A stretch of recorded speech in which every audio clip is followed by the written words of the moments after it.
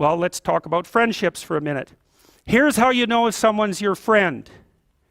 A, you can tell them bad news and they'll listen. They won't tell you why, you're stupid and why that bad thing happened to you and how something worse happened to them once and, derail the whole conversation. You can actually tell them bad news and they'll listen. So that's a good thing. And then this is a weirder thing. You can tell them good news and they'll help you celebrate.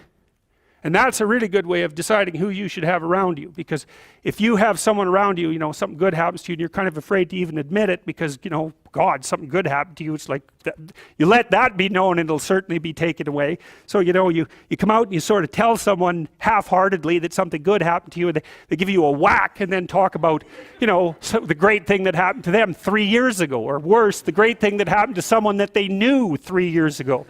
It's like, go away from that person. They're not helpful to you, and they're not helpful to themselves either. And so you want to surround yourself, you got to think about this. You got to surround yourself with people who want the best for the best part of you. You can hang around with weasels and losers that are trying to pull you down to justify the fact that they're spiraling downhill as well. And the upside of that is you don't have to have any responsibility and you can all whine about how wretched life is, so that's pretty attractive. But I would say it's also a bad medium to long-term plan. And so it's acceptable and desirable to try to surround yourself with people who are facilitating your development.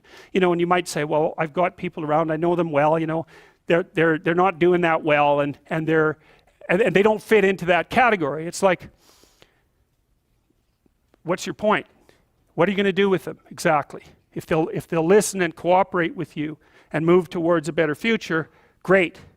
If they don't pay any attention and they keep doing the same damn things over and over and they're not going anywhere and it's painful, then maybe the proper thing to do is say, you just have your misery. I'll go off and have my life. And maybe you'll wake up at some point in the future and think that's a better way of being.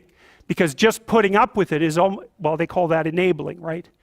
You put up with that sort of behavior, you're providing tacit consent for it and even tacit approval. It's like, it's a bad idea. You have, I would say, both the right and the responsibility to surround yourself with people who are good for the best part of you.